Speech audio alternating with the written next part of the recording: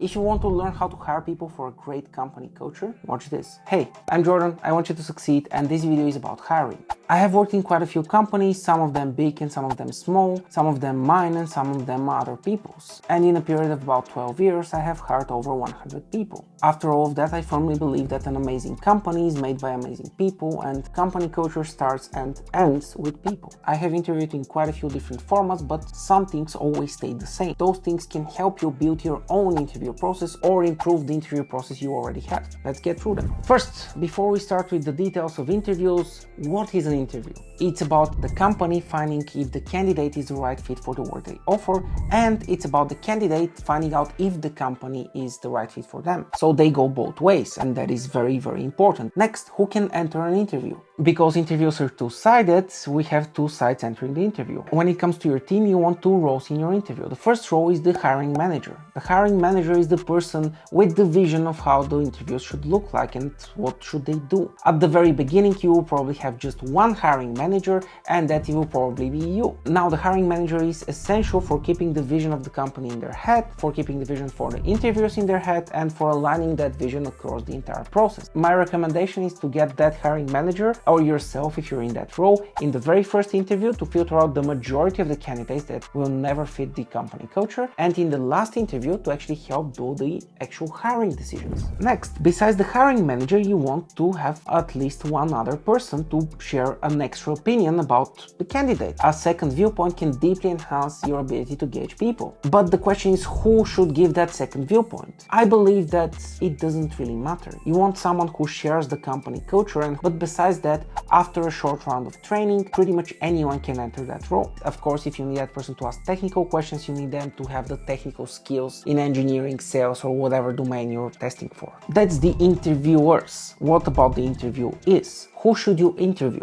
That's also a very, very interesting question. In my opinion, you should always start interviewing senior candidates first. Senior candidates can help you build the culture. They'll need less attention than junior candidates. Once you have your core team of senior candidates, then you can start adding in more and more junior candidates and expand your team, because junior candidates will provide the extra manpower and the people who will become senior candidates in the long run. So they're a great investment as well. Now, an important point about all of this. When it comes to hiring, it's always common sense first. No matter what kind of a candidate you have, if they're amazing, if their cultural fit is perfect, if they're going to sit perfectly in the company, then hire them. And as long as they're driven, they'll start helping you right away. Remember, you can easily teach hard skills, but communication and habits are very difficult. So if you have that from the get-go, just get the people, teach them everything else. Now we get to the juicy part. What do my interviews specifically include? Why are culture, habits, and mindset important? Culture is important because I want to know what drives the candidate. What is their why? Why are they doing this job, and why they want to progress forward and help the company? Depending on how well this why is aligned with the why of the company,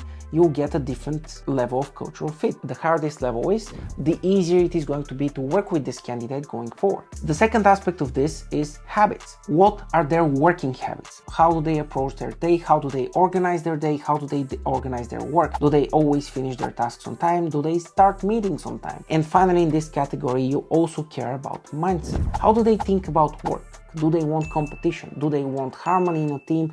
Do they want to get the highest salary, or do they want to give the highest value? All of those questions are extremely important if those people are to help your business grow. All of culture, mindset, and habits are difficult questions to ask. First of all, you look internally. You look at what you already have. Once you have more people, you can look into everyone's collective mindset, culture, and habits and see if the new person shares a big part of those values. Next, you want to find your no-go zones. There are certain traits and beliefs that you don't really want to deal with, and those will depend on you, your business, and so on. Find out what those are for you, and if you hear and see one of them in an interview, just say no. Now let's get practical. How do you find this in an actual interview? When you enter the interview, ask the candidate about their career so far. Ask them to tell you about their career in detail and discuss it with them. In that discussion, you'll see how they handle different situations. Why did they start certain jobs? Why did they leave? What made them leave? What did they do to not leave? And so on. The more you know about their history, the more you can see how you would react in those situations, and the more you know if they fit your culture, habits, and motivation. It sounds simple, but it is extremely powerful. The second biggest category I want to talk about with candidates is teamwork. And one massive quality that I personally value when it comes to teamwork is giving and receiving feedback. In this simple exercise, you will find out their basic reaction towards feedback. If you really want to test them, you can also tell them that they're wrong about something and see what happens then. Now, testing for feedback is easy. How do you test for teamwork? We role play different situations in which I expect certain things from my team and see how would they react. And I keep in mind that they're on their best behavior because they're in an interview. You should pick situations based on your context, but I'll give you one of my favorites. I ask the candidates to imagine that they're in a situation in which they're presenting their creation, whatever they did, to a customer. And in the middle of that demo, just smack dab in the middle, they realize that their part of the work was ruined by a teammate. Accidentally, of course, quote-unquote embarrassing themselves by presenting their failure. I share that situation with the candidates and ask them how they react. In their reaction, I'm looking for how do they talk to the customer, do they take responsibility for the mistake, do they put the team first, and what steps do they take for this to never happen again. Once you do this enough times, you'll get a very good gut feeling about which candidates you should hire and which candidates you should not hire. An important thing to note here is that your gut feelings matter. It is very difficult to judge people by logic alone. You need to rely on your body reacting to their body. How do you feel about them? If you don't trust your feelings, or if you can't judge people very well, then you should give that role to someone else